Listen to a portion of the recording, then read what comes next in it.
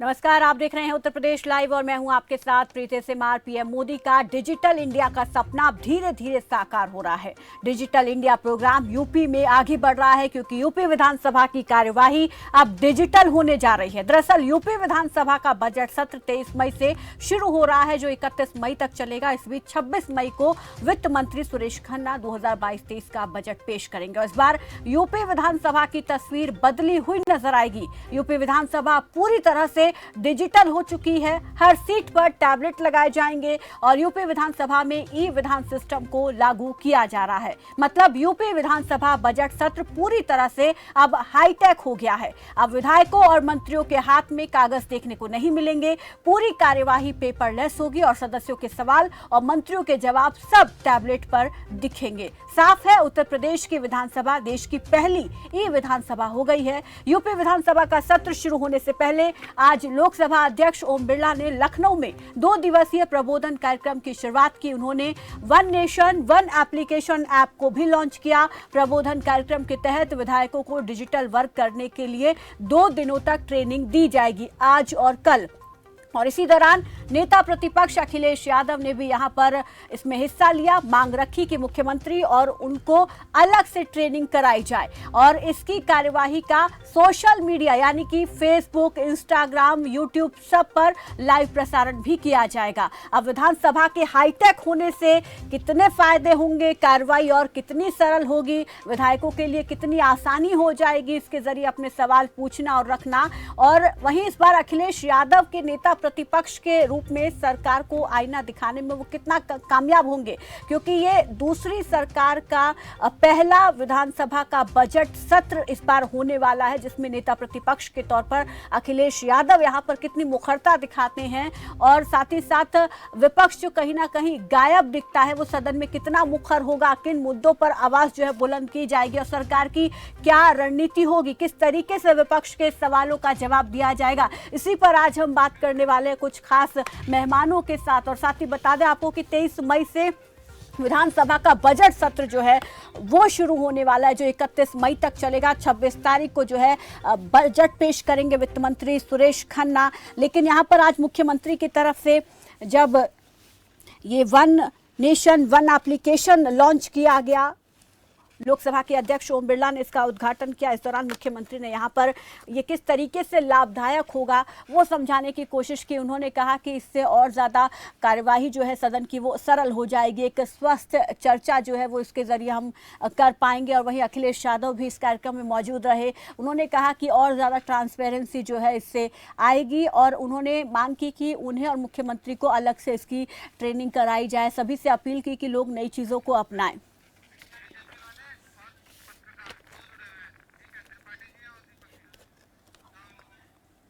और वहीं हमारे साथ कुछ खास मेहमान जुड़ गए हैं जिनके साथ हम चर्चा करेंगे। उनका परिचय आपसे हम करा देते हैं। फिलहाल हमारे साथ बीजेपी प्रवक्ता दीपक सोनकर जुड़ गए हैं और वरिष्ठ पत्रकार प्रभात त्रिपाठी हमारे साथ जुड़ गए हैं। जल्द ही सपा प्रवक्ता कपिल श्रीवास्तव भी हमारे साथ जुड़ेंगे, लेकिन फिलहाल अभी हमारे साथ 2 मेहमान जुड़ गए हैं। सबसे पहले तो दीपक जी, आपका मैं रुख करना चाहूँगी। मुबारकबाद हो आपको, क्योंकि आपकी सरकार के नेतृत्व में जो है यूपी विधानसभा जो है अब ई विधान सिस्टम लागू होने की वजह से पूरी तरीके से हाईटेक हो गई है और कार्यवाही भी अब डिजिटल हो गई है। तो अब कितना यहाँ पर बदलाव देखने को मिलेगा, जरा बताएं दर्शकों को, अब किस तरीके की उम्मीद यहाँ पर की जा सकती है?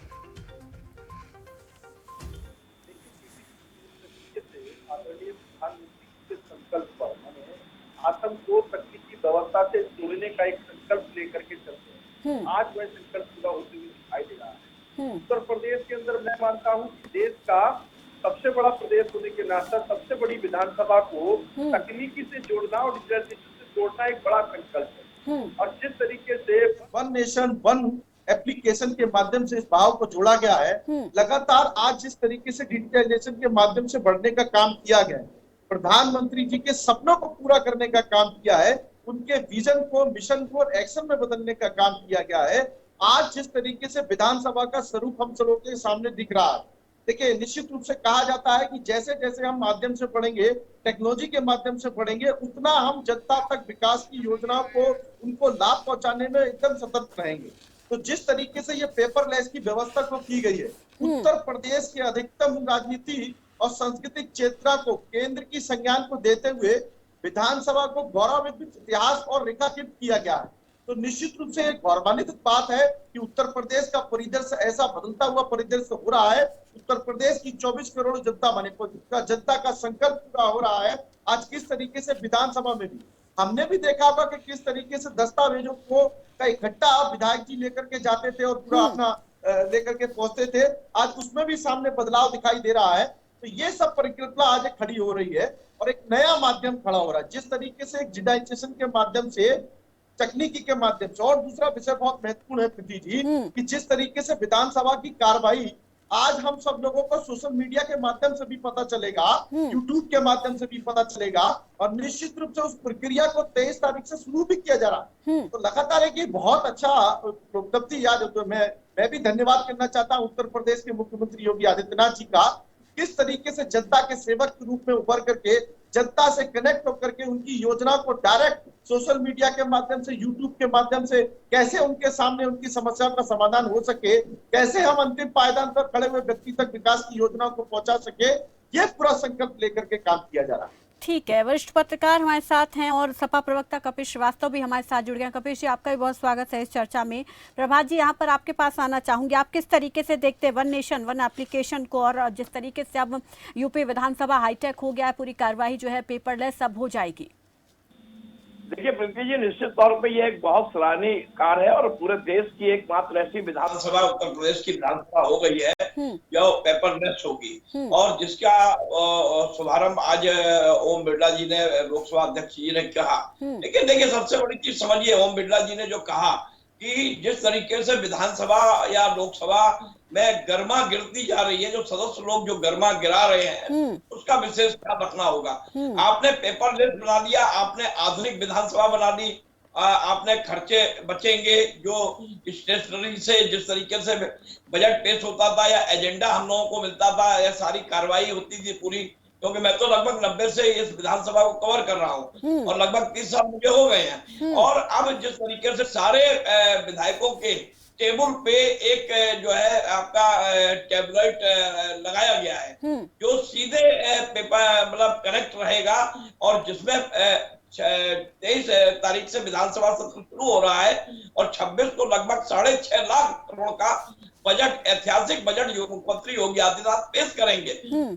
आज जो ये कार्यक्रम हुआ जिसमें ओम बिरला जी ने संबोधन किया, उनका संबोधन का मत यही था कि जो हमारे सदस्य हैं, जो हमारे जो सम्मानित सदस्य हैं, वो अपने आचरण को सही तरीके से पेश करें, जिससे कि देखिए, जो विधायक होते हैं वो एक आइकॉन होते हैं, जनता के रोल मॉडल, एक हीरो होते हैं। जो सदन में जिस तरीके की गरमाएं गिरती जा रही, जिस तरीके से पेपर फेंका जा रहा है, जिस तरीके से चीजें फेंकी जा रही, मैं आपको एक चीज और बता दूंगा प्रीति जी, जब मैं गवाह हूँ इस विधानसभा का, जब मुझे चोट लगी थी कि माइक फेंके गए और माइक से हमले हुए, यही खूनी संघर्ष हुआ, तो कहीं ऐसा ना हो कि जो टैबलेट लगे जिसमें करोड़ों रुपया बर्बाद किया गया है, वो कहीं विपक्ष के लोग कहीं हंगामा ना करें और हंगामे में कहीं वो टैबलेट इस्तेमाल ना करें। तो मेरा तो निवेदन यही है। नहीं तो उसके लिए जब क्योंकि पहुंचे हैं ट्रेनिंग देने लोकसभा अध्यक्ष ओम बिरला, तो उन्होंने जिस तरीके से आपने बताया कि उन्होंने ये कहा कि लोग अपनी जो गरिमा जिस तरीके से गिर रही है वो ना गिराएं और एक नैतिकता यहाँ पर जो है दिखाएं।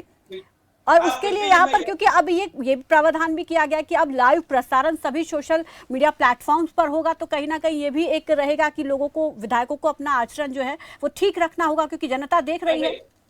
हाँ प्रीति जी, देखिए, जब हम डिजिटलाइजेशन दुनिया में जा रहे हैं और एक बहुत बड़ा क्रांतिकारी ये कदम है उत्तर प्रदेश विधानसभा के लिए, जिसकी मुख्यमंत्री योगी आदित्यनाथ की प्रशंसा की जानी चाहिए। और जब अखिलेश यादव जी भी थे, उन्होंने भी ये बात कही। मेरा ये कहना है, क्योंकि मैं उस विधानसभा का गवाह हूं जिसमें मुझे चोट एकमात्र पत्रकार था, मेरे ऊपर माइक लगा था। मैं इसीलिए कह रहा हूं कि आप कितनी भी हाईटेक विधानसभा कर रहे हैं, जहां से कानून बनता है, जहां से गरीबों के लिए और आम आदमी के लिए न्यायिक प्रक्रिया की जाती है और हम लोग जनमानस की बात वहां विधानसभा सदन के अंदर रखते हैं। मेरा ये कहना है कि जितने भी विपक्षी पार्टी के लोग हो, चाहे सत्ता पक्ष के पार्टी के लोग हो, अब जो ये कल और परसों जो विधायकों को सिखाया जाएगा, 60 विधायक करके सीखेंगे, मैं ये कहता हूं कि आप विधानसभा के अंदर चर्चा कीजिए। चर्चा होना लोकतंत्र में, एक स्वस्थ लोकतंत्र में एक परंपरा है और होनी चाहिए। सत्ता पक्ष को आप घेरिए जितना घेर सकते हैं, लेकिन कहीं ऐसा ना हो कि कहीं कोई ऐसी उत्तेजना हो जो पूरे देश और पूरे विश्व में ये जाए कि पेपरलेस विधानसभा में फिर वही हुआ जो एक बार विधानसभा में हो चुका है। इसका विशेष ध्यान रखना चाहिए। जिस तरीके ये से सभी विधायकों सदस्य मंत्रियों को ये अपने आप से ही ये चीजें देखनी होंगी और ये इस पर ध्यान देना होगा। एक जल्दी से इस पर रिएक्शन, एक प्रतिक्रिया कपीश जी की भी ले लेते हैं, फिर इस चर्चा को आगे बढ़ाएंगे। कपीश जी, आप किस तरीके से देखते हैं इस कदम को? देखिए, बहुत ही सराहनीय कदम है और समाजवादी पार्टी उस डेवलपमेंट के हर कदम का स्वागत करती है जो इस देश को विश्व के पटल पर विश्व गुरु बनाने के लिए खड़े की जाए। और चाहे हम अंतरिक्ष में गए, चंद्रमा पे गए, मंगल पे गए, और आज हमारी विधानसभाएं भी पेपरलेस हो रही हैं, इससे ज्यादा खुशी की बात क्या हो सकती है? तो देश का डेवलपमेंट, और देश जब आगे बढ़ता है तो मेरे ख्याल से देश के किसी भी नागरिक को खुशी महसूस होती। और आज बहुत ही अच्छा दिन रहा है हमारे उत्तर प्रदेश के विधानसभा के लिए कि हमारे संसद के स्पीकर साहब भी आज मौजूद थे और आज उनकी उपस्थिति में ये उद्घाटन हुआ है। हम ये उम्मीद करते हैं कि सकारात्मक रूप से विपक्ष जो है वो मुद्दों पर साथ देता रहेगा, और दूसरी बात, जहां बेलगाम होती हुई सरकार होगी, हम लगाम कसने के लिए भी तैयार। ठीक है, बिल्कुल लगाम कसने के लिए विपक्ष तैयार है। तो इस बार कौन से मुद्दे, क्योंकि कहीं ना कहीं विपक्ष गायब सा दिखता है। सोशल मीडिया पर तो आपके जो मुखिया हैं वो ट्वीट कर देते हैं, लेकिन सड़कों पर कहीं नहीं आते हैं। लेकिन क्या जब सदन में अब, क्योंकि पहली बार नेता प्रतिपक्ष के तौर पर यहाँ पर वो बैठेंगे, तो कितनी मुखरता से जनता के मुद्दों को उठाएंगे? भाई, मैं तो ये कह रहा हूँ कि अभी दूसरा विधानसभा की शुरुआत हुई है, और अभी दूसरे विधानसभा की शुरुआत में 2 महीने के अंदर अगर किसी आंदोलन को आप सड़क पर ले करके नाक में नकेल कसेंगे तो यही जनता पूछेगी, यही आप लोग भी पूछेंगे कि अगर आप सकारात्मक विपक्ष हैं तो पहले मुख्य पटल पर आप अपनी बात उठाएं। देखिए, किसी भी पार्टी के लिए, किसी भी राजनीतिक दल के लिए जो सक्षम जगह होती है वो विधानसभा है। अभी सत्र आहूत होने जा रहा है, और इस बार उत्तर प्रदेश की जनता इस बात को जानती है कि नेता प्रतिपक्ष के रूप में समाजवादी पार्टी के राष्ट्रीय अध्यक्ष माननीय अखिलेश यादव, जो एक विचारशील नेता हैं, जिन्होंने विकास के रूप में उत्तर प्रदेश में एक मानक स्थापित किया है, आज वो नेता प्रतिपक्ष के रूप में बैठे।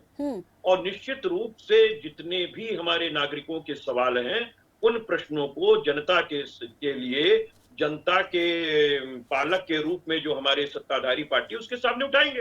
और जब पार्टी साथ नहीं देगी, सत्ता साथ नहीं देगी, तो विकल्प आंदोलन के खुले हैं। हम लोग समाजवादी पार्टी के लोग हैं और कभी आंदोलन से हम लोग घबराने वाले लोग नहीं हैं।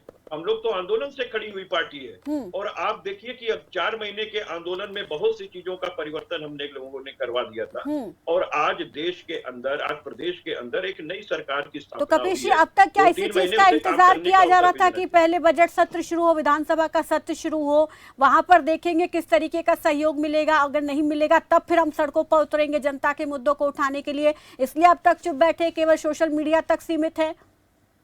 नहीं, देखिए, सबसे बड़ी बात आपको बताएं कि देखिए सकारात्मक विपक्ष की भूमिका व्यक्ति कैसे निभाए। आंदोलन करना एक टूल है लोकतंत्र के अंदर, लेकिन अराजकतापूर्ण आंदोलन करना और सक्षम विकल्प ना बनना, सकारात्मक विकल्प ना बनना, विपक्ष ना बनना, ये देश के लिए दुर्भाग्य है। आप खुद देखिए कि योगी आदित्यनाथ जी ने एक लाउड स्पीकर पे फैसला किया कि जो माननीय सुप्रीम कोर्ट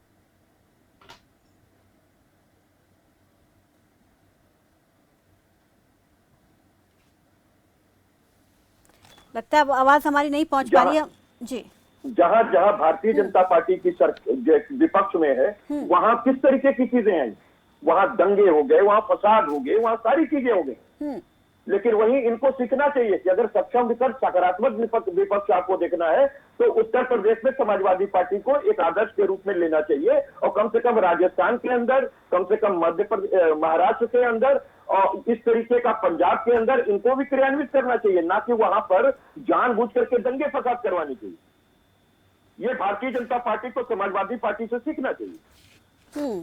ठीक है, हमारे साथ यहाँ पर दीपक सोनकर जी हैं। दीपक जी, आपको भारतीय जनता समाजवादी पार्टी से सीखना चाहिए ये कह रहे हैं कपीश जी, इस पर जवाब दीजिएगा। लेकिन मैं ये भी जानना चाहती हूँ, क्योंकि विधानसभा की जो कार्यवाही है वो 23 तारीख से शुरू होगी, तो क्या वहाँ पर भी ये अयोध्या, काशी, मथुरा वाले मुद्दे ही गूंजेंगे, या जो जनता से जुड़े मुद्दे हैं उन पर भी बात होगी?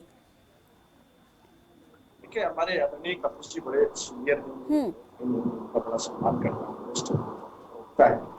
मगर सीखना तो जिस तरीके से आज भारतीय जनता पार्टी ने जनता का आशीर्वाद जीतने का काम किया है और जिस तरीके से योजनाओं तक लोगों तक जुड़ने का काम किया है और जिस तरीके से लगातार तकनीक के माध्यम से डिजिटल के माध्यम से जनता को समझने और उसको समझाने का प्रयास किया है। आज उत्तर प्रदेश की 24 करोड़ जनता का भरोसा उत्तर प्रदेश के मुख्यमंत्री योगी आदित्यनाथ जी पर है। अब उत्तर प्रदेश की जनता का भरोसा देश के प्रधानमंत्री आदरणीय नरेंद्र मोदी जी के साथ है कि किस तरीके से उत्तर प्रदेश के मिशन और विजन को एक्शन में बदल करके काम किया जा रहा है, किस तरीके से अंतिम पायदान पर खड़े हुए व्यक्ति तक विकास की योजना बनाने का काम किया जा रहा है, किस तरीके से गरीब कल्याण की योजनाओं का लाभ डायरेक्ट उस तक पहुंच सके, ऐसी प्रावधानों को लेने का काम किया जा रहा है।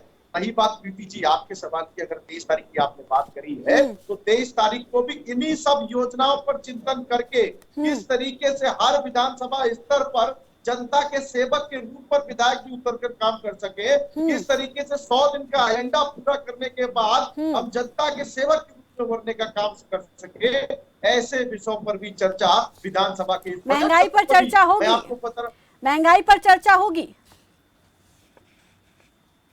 देखिए उत्तर प्रदेश के अंदर जो भी बिंदु होंगे उन पर सब पर चर्चा होना लाजमी है। बेरोजगारी पर, महंगाई पर, उस पर देखिए जिस तरीके से आज उत्तर प्रदेश के अंदर उत्तर प्रदेश दिखाई दे रहा है। नहीं, आपके मुताबिक कौन से मुद्दे हैं, आपके मुताबिक कौन से मुद्दे हैं जिन पर चर्चा होनी चाहिए? संपर्क के साथ बढ़ने का काम किया जा रहा है। उत्तर प्रदेश की जनता, मैं बार बार आपको कह रहा हूँ कि जिस तरीके से ये भरोसा अगर जीतने का काम किया है तो उत्तर प्रदेश के मुख्यमंत्री योगी आदित्यनाथ जी ने किया है, जिस तरीके से जनता के सेवक के रूप में वोट करके काम किया जा रहा है। नहीं, आप मुझे बताइए आपके मुताबिक यूपी के वो कौन से मुद्दे हैं जिन पर चर्चा होगी? मैं पूछ रही महंगाई पर चर्चा होगी, बेरोजगारी पर चर्चा होगी? देखिए ये तो विधानसभा सत्र में जो बिंदु होंगे उन पर चर्चा होगी।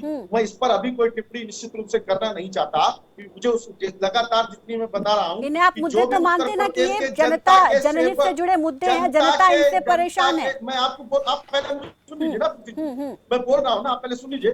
मैं बता रहा हूँ जो भी जनता के हित के नाते जुड़ने वाले काम होंगे, जो जनता से जुड़े मुद्दे होंगे, जो जनता के लिए मुद्दे होंगे, जो जनता के समाधान के मुद्दे होंगे, उन पर निश्चित रूप से चर्चा। ठीक है, अब एक आप मेरी बात सुनिए अब यहाँ पर कि महंगाई, बेरोजगारी, जनता से जुड़े मुद्दे ये आप मानते हैं?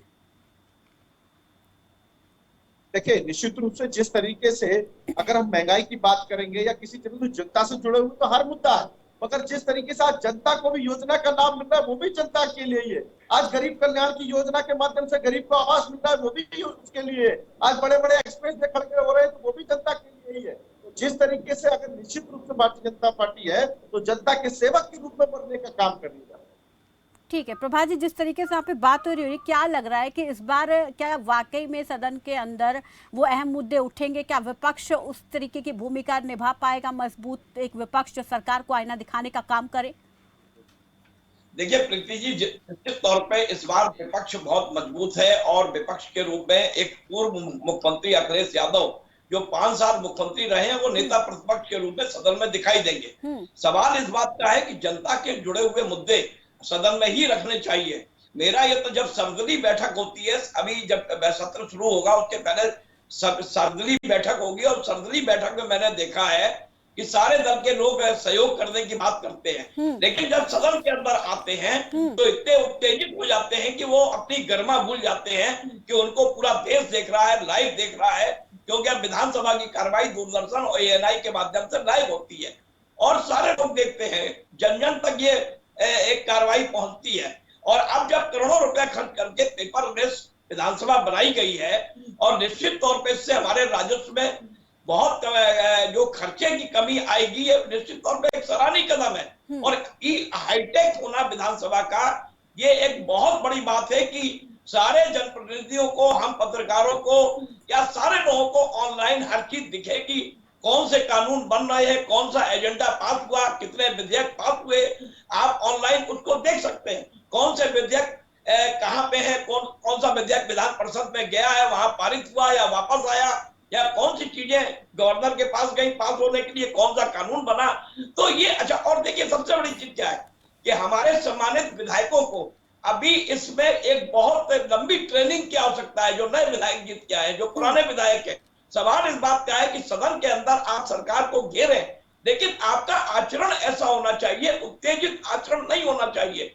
अगर आप हल्ला बोल करते हैं, आप जिस तरीके से बैनर पोस्टर, आप गवर्नर का बहिष्कार करते हैं। अभी 23 तारीख को जब सदन शुरू होगा तो संयुक्त अधिवेशन होगा, उसमें विधान परिषद और विधानसभा के लोग रहेंगे और गवर्नर अपनी सरकार का एजेंडा प्रस्तुत करेगी और 26 को बजट सत्र पेश होगा हमारा। लेकिन इसमें विपक्ष तो ये कहता है ना, कोई सुनेगा नहीं तो फिर गुस्सा आएगा, फिर इस तरीके की हरकतें होती है वहां पर। नहीं देखिए प्रीति जी, मैं वही कह रहा हूँ, मुझे कुछ तो ये तो जो विधानसभा स्पीकर होंगे उनको ये देखना होगा ना कि सबको उतना ही बराबर का मौका दे। नहीं, विधानसभा स्पीकर सतीश महाना जो इस बार है, निश्चित तौर पे मुझे ऐसा लगता है कि विपक्ष को भी मौका मिलेगा बात करने का, ऐसा नहीं है।